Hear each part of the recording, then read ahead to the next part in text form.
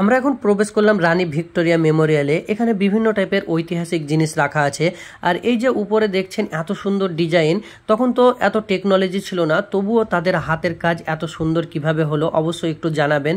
যেন তাদের হাতের কাজে কোনো সন্দেহ নেই এবং কোনো কিন্তু তাদের হাতের কাজে নেই। টেকনোলজি না থাকা সত্ত্বেও তাদের কাজ যেন অক্ষয় এবং চিরকালের মতো যেন অমর হয়ে গেছে, এমন একটা ব্যাপার।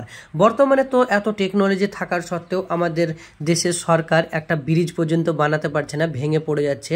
আর এই যে জিনিসগুলো দেখছেন তখনকার আমলে ইউজ হতো এবং তখনকার আমলের কিছু বই এখানে দেখানো হয়েছে। এখানে কিছু ফালা এবং ঢাল দেখানো হয়েছে যেগুলো তারা যুদ্ধে হয়তো ইউজ করতো। মানুষের কাছে সময় নেই, নয়তো ভিডিওগুলো বড় করে বানানো যেত, তার জন্য ছোট করে ভিডিও বানিয়ে দেখাচ্ছি। আচ্ছা, এটা কি আমাকে একটু অবশ্যই কমেন্টে জানাবেন, আমি কিন্তু বুঝতে পারিনি। এখানে বিভিন্ন টাইপের পেন্টিং রাখা আছে। সবকিছু দেখার পরে আমরা উপরে চলে এলাম। উপরকার ভিউটা ছিল যেন মন মুগ্ধ করে দেওয়ার মতো, এর অপরূপ সৌন্দর্য বলে বোঝানো যাবে না।